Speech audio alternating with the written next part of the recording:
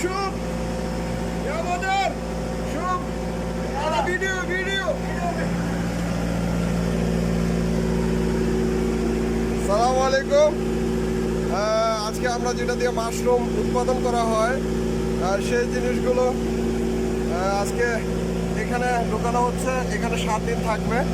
7 দিন পরে আমাদের ফার্মে নিয়ে যাওয়া হবে যাতে মাশরুম আসে। এমনকি এই যে দেখেন, মানে আজকে লাস্ট।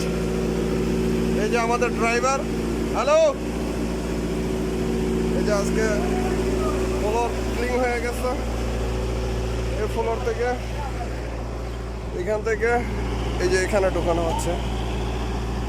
এটা একদম ছাদ দেওয়া উপরে। এটার ভিতরে 7 দিন থাকবে, আজকে লাস্ট। এরকম 12 দিন পোল্ট্রি দিতে হয় যাতে মালটা ঠিক মতো মিশে